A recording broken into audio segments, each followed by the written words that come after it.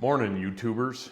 Today I got an interesting video. So I'm not really one to do welder reviews. I mean, you saw me give my opinion on this Dynasty.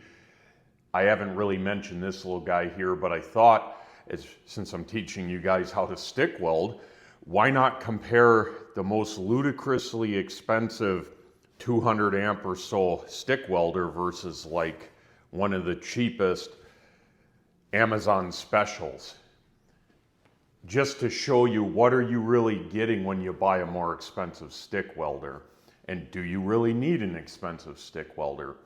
So this guy right here, which is some Hone, H-O-N-E brand, got it off of Amazon for I think $90 or $100 shipped overnight. I bought this a while ago, maybe, I don't know, 8 months or something. I needed a portable stick welder just for doing stuff outside in my driveway, because I didn't really feel like taking any of the other stick welders I had before this, which were all fairly big. It wasn't convenient, and I thought, well, what do I have to lose at $100? If it welds a couple rods, it'll probably pay for itself, so whatever.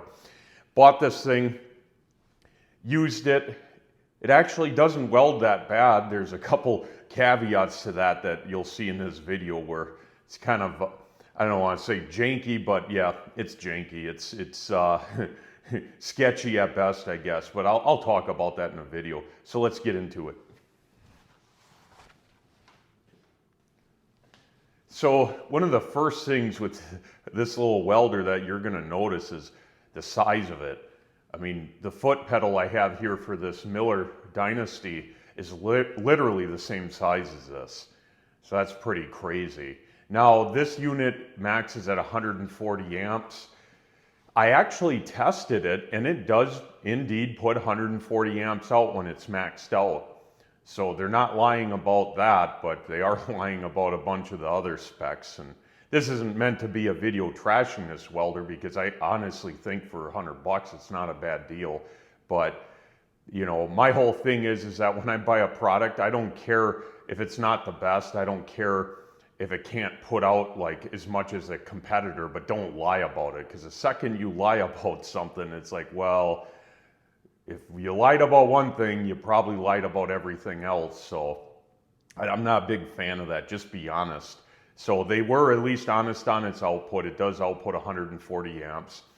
One thing I really found kind of special, I don't hardly think that a connector like this is legal.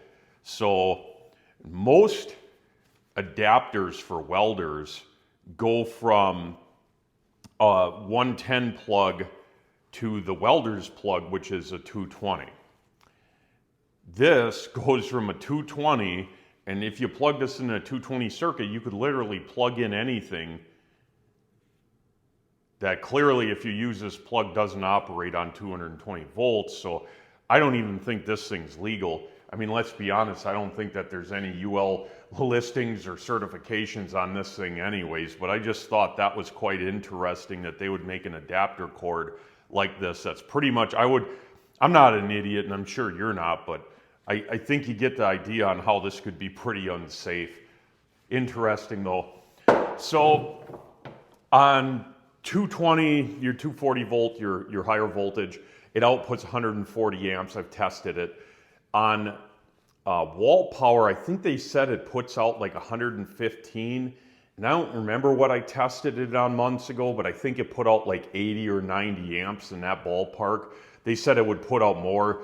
That's not true. It puts somewhere between 80 and 90 amps on 110. So if all you have is 110 power, you're going to be stuck running 3/32 rods. There's no way you're going to run an 1/8 rod with this and get the output. One of the other interesting things about this, and again, I'm not really big into welder reviews. I'm just trying to tell you what you're getting with this, and then we're going to do some actual welding and compare it. So this output knob, it has numbers here for output, and then it says some numbers are for running off a wall power 110, some are for running on 220. But what I found is that literally no number at any point, like there may be 1 or 2 points on a dial that's accurate.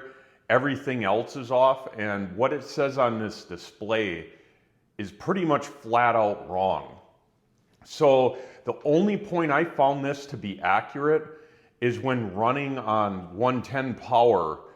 If I put this on 90 amps, it would output 90 amps. It was accurate there. But if you plug it into 220, put it at 90, it outputs like 112 or something. Like, it's way up there. And the numbers on the dial don't match any. Like, this doesn't, the screen doesn't match. The numbers on the dial don't match. So when I first tried to use this on 220, I was running a 332 7018, and that sucker, you could say, was really crispy because it was actually outputting like 120 amps instead of like 95. So I knew something immediately was off, and then that's when I clamped the output and realized, okay, so the settings, nothing's right. So it's something to be aware of. And that's not just this welder. Almost all the cheaper stick welders I've ever used, their outputs aren't accurate. I mean, it's just flat out not the case. So it's one of those things. Is that a big deal? No, because once you know like how much hotter it's going to run than what the setting is, you can just dope the numbers and come out okay. I mean, that's stick welding in general. I don't even really pay attention to what the machine is other than the ballpark, and I adjust based on what I see when I'm welding. Well, with this guy, don't be surprised if you buy one of these that you end up making a whole lot of holes in your steel before you figure out to turn it down. That's all I'm saying. So now that you're aware of it, if you do buy something like this, at least you can compensate for it. Now, this welder also says it'll run 60-10. Most cheap welders won't. A lot of cheap welders on Amazon claim that they will, but they don't, and we'll put that to the test to see if it will, along with, we'll run a 60-10 on the Dynasty over here too, just to show you. It's a nice sunny day outside. Should be outside, but that's all right. I don't mind shooting videos. I thought this was interesting. I ground the rust off on the inside of this, and you see those lines there? What's going on is that metal shrunk as that weld went from hot to cold, and it actually left a little ridge there. And this is pretty thick. It's 1/4-inch plate, but you can see every line there. Same thing down here. It's amazing how much metal will contract and warp stuff. So the deal is, I'm going to run a couple passes on here, since I don't like just wasting good new steel on little experiments like this. This works perfect. So I'm going to use 7018. I got the machine set at 90 amps.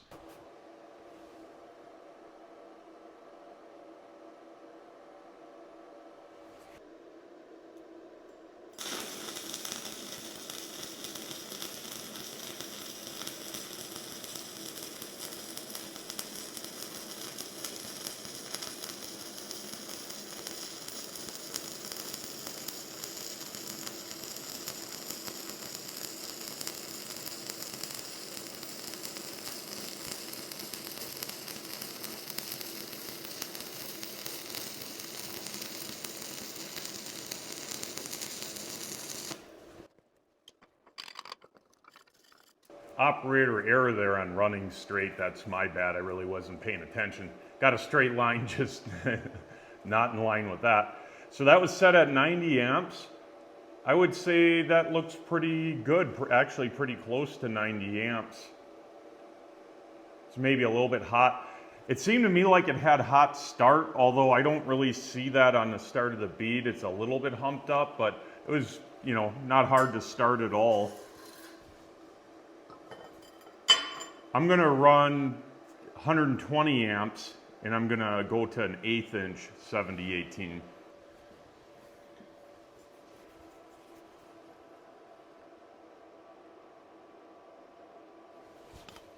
Got it set for 120 amps. Let's see what this little guy will do.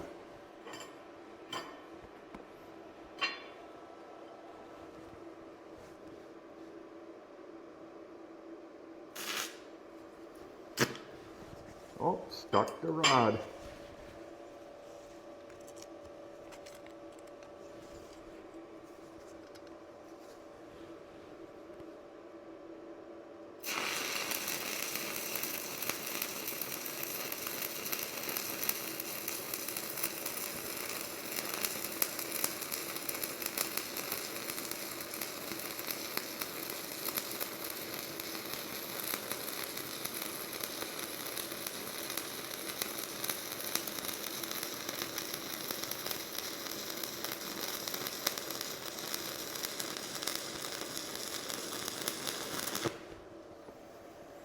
So now that to me seemed hotter than 120 amps.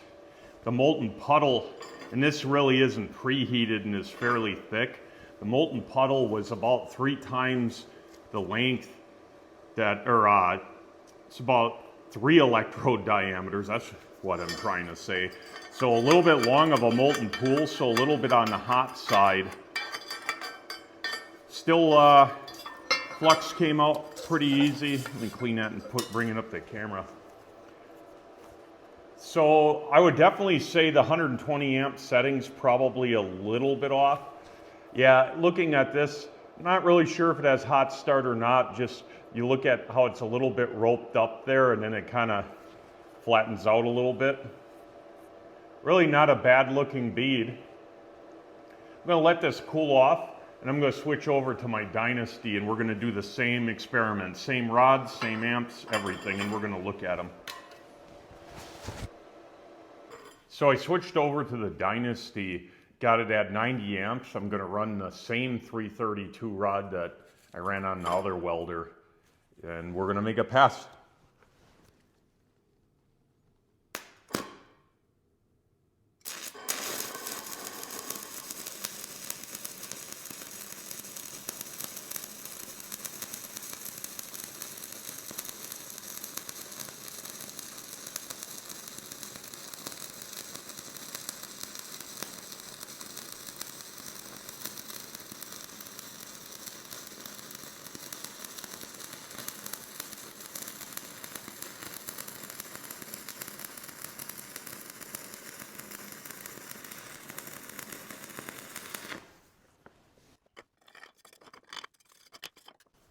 So just looking at these, so here was a 332 with that cheaper Amazon welder. Here is a 332 done with the Dynasty. They pretty much look overall the same. I would say that this guy seems about 5-6 amps hotter just by judging how it's a little bit wider and less humped up, which would coincide with what I remember when I tested that with an amp clamp, that what it said on the screen and what it actually was were 2 completely different things. I did not, I did not enable hot start, so it's got a cold start as well. If you have the feature of having hot start, I generally would recommend running it. But yeah, not much difference there. Let's switch over to the 1/8 inch rod and go to 120 amps.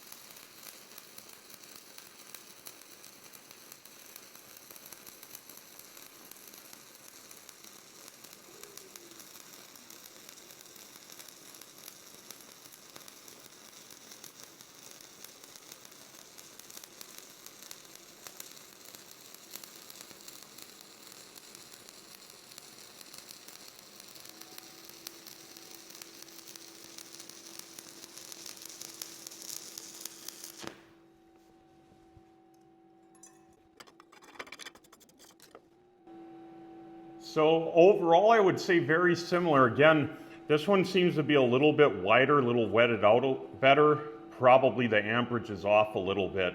This guy right here, exactly what I would expect at 120 amps. But you can see just from this little test here, not really a whole big difference in the rods.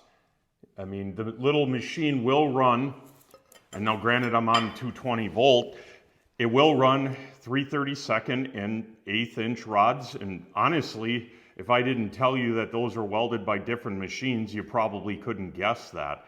So if you're running 1/8 inch and 332, 7018, 6013, those common rods, or 7014, not a huge difference between the Dynasty weld and the cheaper welder, which is what I would expect because stick welding doesn't require really a high-end machine. But where the big difference is going to be, we're going to run 6011 and we're going to run 6010, and that's where you're going to see a huge difference between the machines. So I got our two rods here. We got, one is upside down, but got 6011, 6010, both 332. Now, we're going to start off with the Miller because it's already plugged in. The machine has arc force control, which generally with 6010, 6011, you'd want it at 70% or somewhere in that ballpark. I left it at the same settings of 30% that I just ran the 7018 at. So in order to try and make it somewhat fair, to show that the machine, it's not an arc force control that allows you to run a rod, it's just the welder itself. I left everything the same, just lowered the amperage. So this 332 is going to run at about 70 amps is what I got it set at. We'll run a bead with both of them and then we'll switch over to the cheaper Amazon welder and look at that.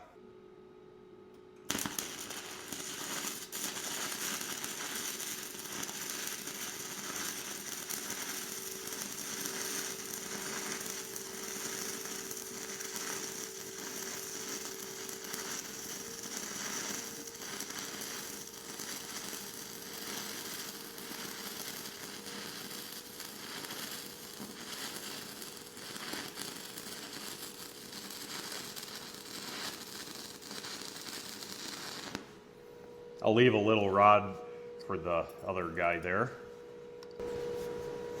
That was 6010, here's 6011. Oh.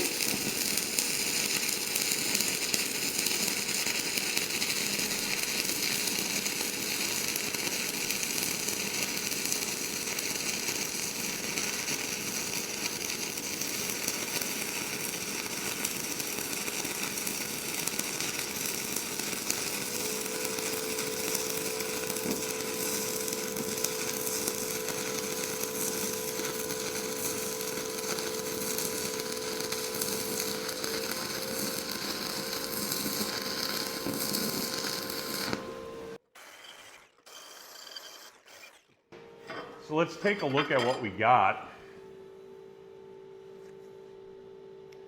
So the top one, closest to the top of what you're looking at, that's the 6010, and then the bottom one is 6011. They look very similar overall, which they're very similar rods, so that's kind of what I would expect. The welder had no issue welding with them. With arc force low, I find that I like running like kind of a whip and pause with 6010, 6011, and with arc force set real low, you gotta be very careful because if you let the rod dig too far in, which is very easy, it will short the rod out and stick. I had that happen. So higher arc force with the rod generally works a lot better. But again, to make it, I guess, more of a fair comparison, because not all stick welders have that, I just disabled it. So I'll let this cool off and we'll switch back to the Amazon welder and we'll see what it will do with these rods.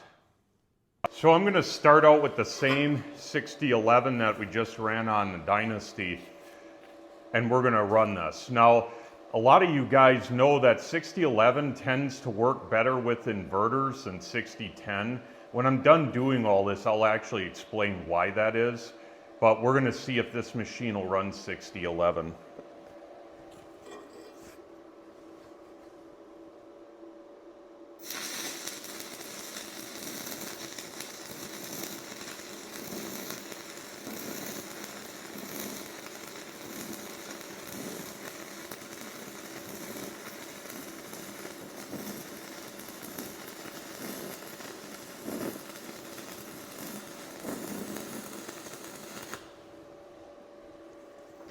Now I can tell you just by the way that that was running, the machine set to 70 amps.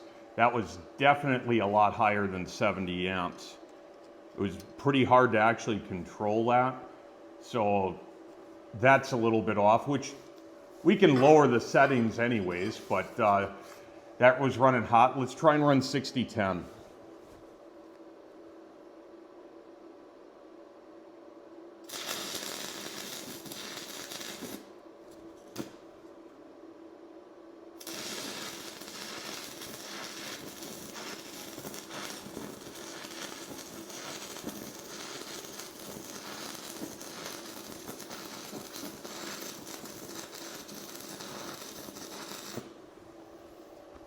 All right, whoa, a little hot there.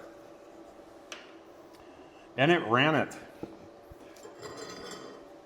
So definitely hotter than 70 amps. I'm gonna wire wheel this and let's take a look at it. It's probably a little difficult for you to see.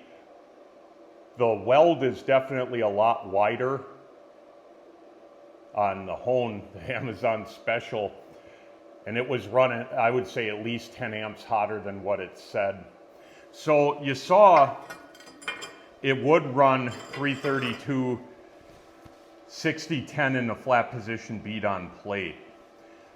What will happen with this machine is that when you try and run 1/8 inch, it has a very hard time running 1/8 inch rods with 60-10, and I'll go and grab one and we'll look at it. So I got standard red, standard 5P, 60-10.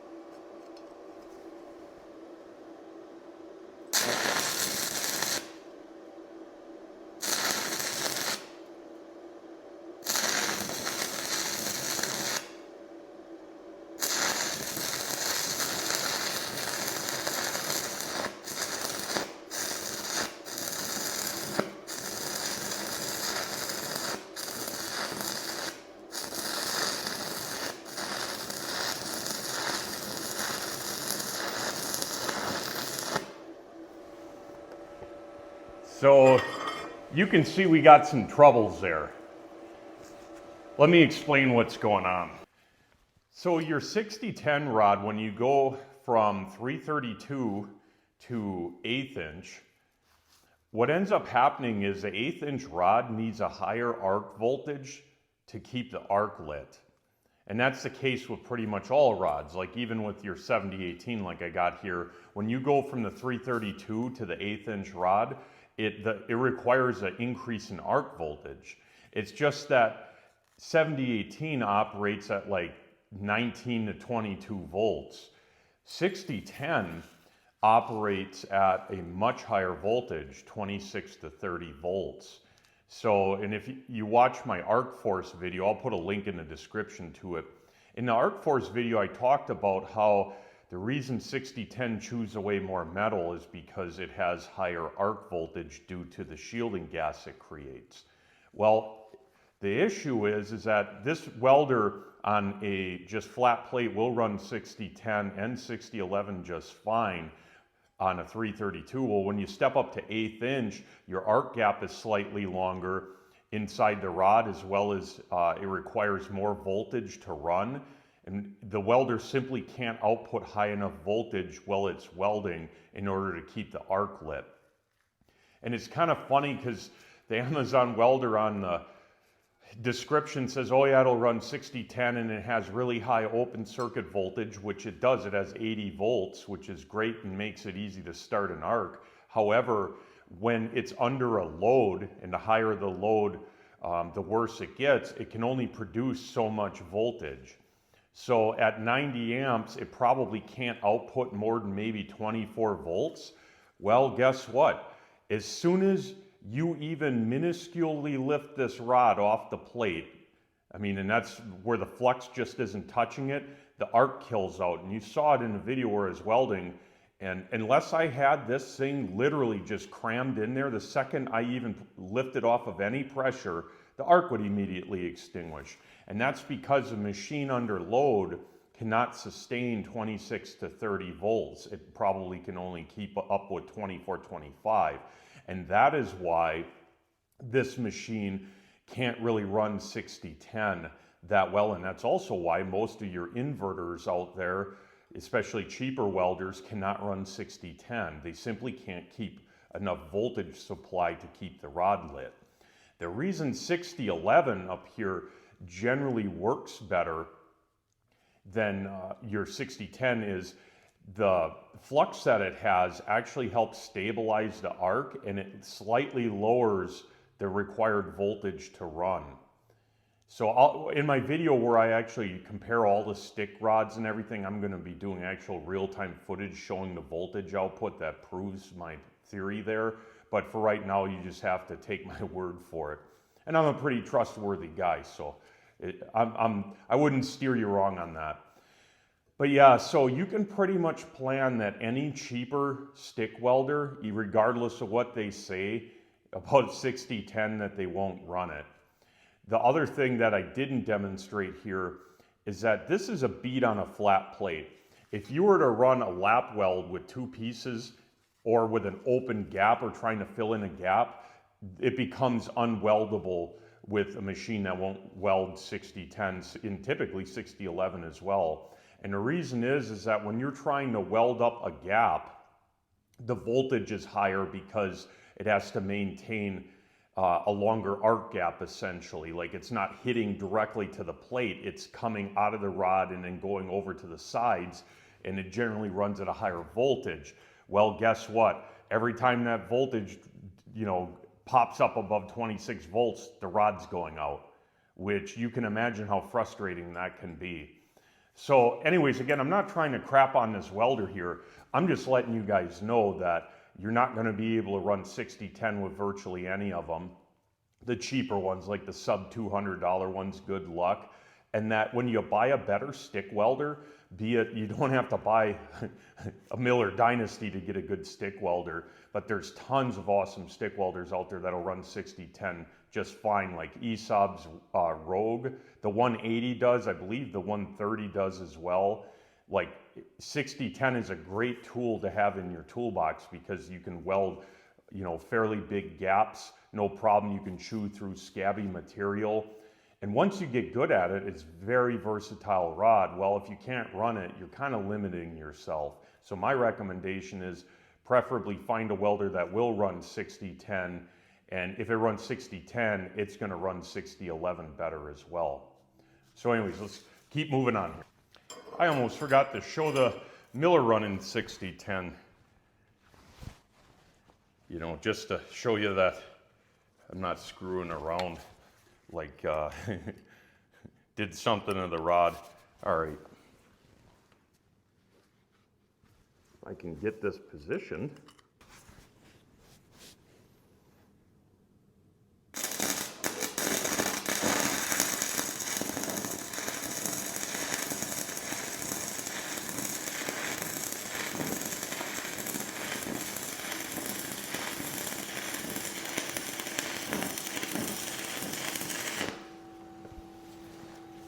As you can see, same 90 amps, no issue running it. And that's simply because it can produce enough voltage under stress. It can produce 35, 36 volts, which is well over what that rod needs to run. So it's not an issue at all. And that's any actual welder that is capable of running 6010, it's the same story. So where does that really leave us, I guess, at the end of this video? Well, I wanted to show you a couple other settings that you generally get with higher end stick welders and explain them really quickly so you have a better idea of that. So the little red guy pretty much has an off-on switch, an amperage control, and then other than changing the polarity, that's about all you can do with it, which is actually pretty typical of most of the stick welders that you might come in contact with. They're pretty simple machines. Now, newer machines that can stick weld often have settings that are a little different. I'll show you them. This machine has what's called dig, which I did a whole video on it. Another term for it's arc force. This is adjustable from like probably 0 to, I don't know, 100%. Most better stick welders have arc force control, and that really will come in handy for you to be able to dial in your 60-11, 60-10 rods. Just because your machine has arc force control doesn't mean it'll run 60-10. Very common with the cheap import welders to have that. And then you try and run a 60-10 and it still won't run it. So keep that in mind. This also has hot start, which I've had disabled just to make it a closer comparison between these two units. So all sticks or a hot start does is it helps prevent you from sticking the rod at the start by boosting the amperage. It also reduces the chances of porosity at the start of your weld because it runs a little hotter. Now stick stuck, I actually shot a little video of this. I'll show you after I'm talking here about how that works. But it's really nice because if it detects that you stuck the rod, because it sees that you're at 0 voltage, but your amperage is output, say 90 amps, it knows the rod's stuck, so it cuts the output. Saves you from smoking the rod, and if you're in a tight spot where you can't, unclamp the stinger from the rod, you can just break the rod off really easily since it's not stuck.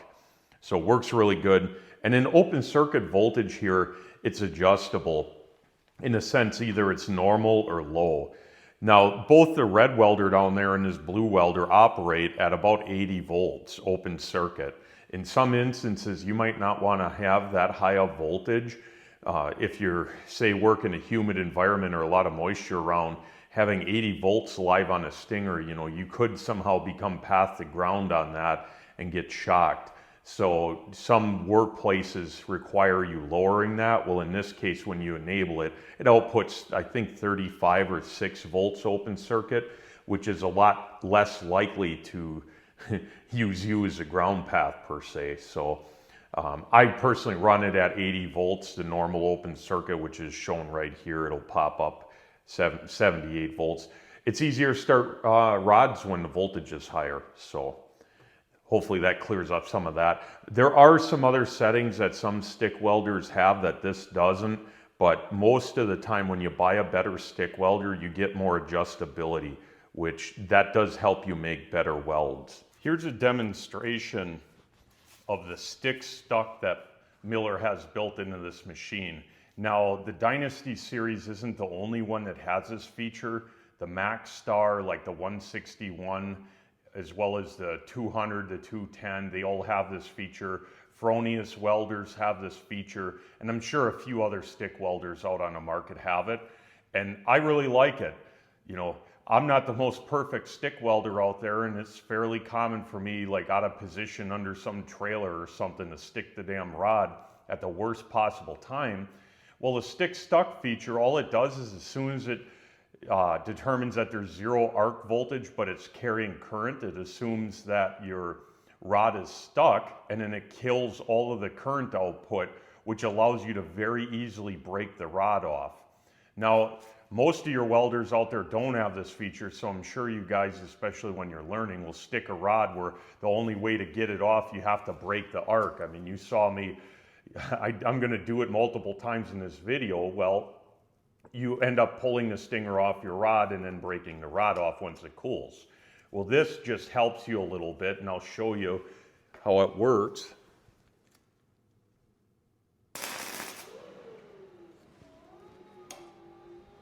Okay, you probably didn't hear it, but the welder initiated the arc, and then I pushed the rod in. I heard a click, as assuming some relay shut off in the machine.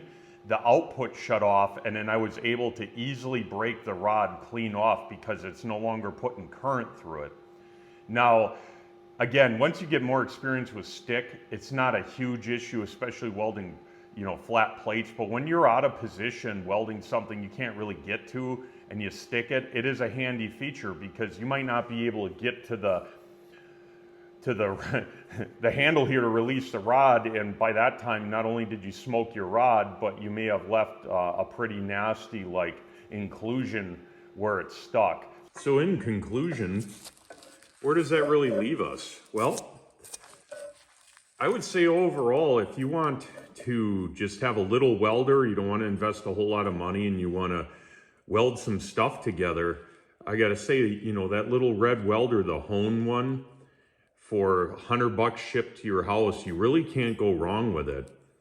I mean, if it welds 70-18 well, it's going to weld 60-13 well. I mean, that's a given.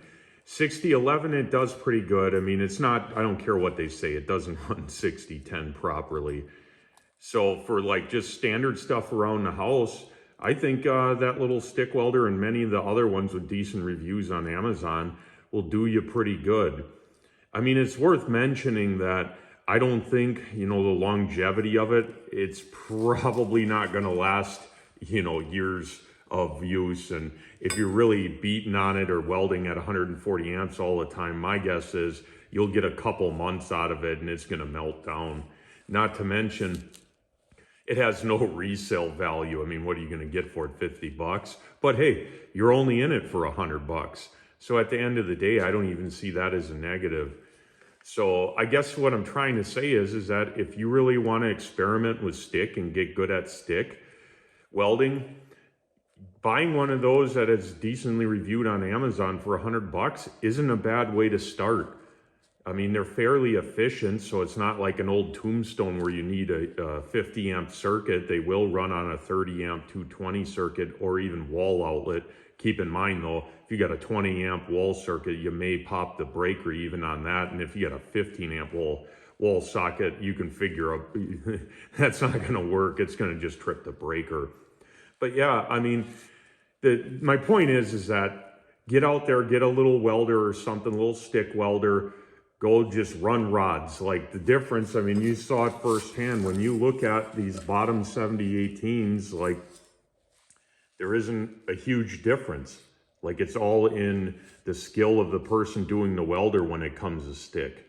I mean, with TIG, it's a whole different ball game. Yes, there's massive, massive differences between high and low end machines, but with TIG, honestly, or excuse me, with stick, not really a huge difference, you know. Again, keep in mind, don't try and do industrial production with it and don't expect it to last that long, but it'll get you through more than a few jobs and maybe you can make some money and then get better equipment and become a better welder. Anyways, there you have it. Got any questions, comments? If you have a favorite little stick welder you bought, make sure you leave it in the comments so other people can see that and maybe buy one too. Yeah, until next time, thanks.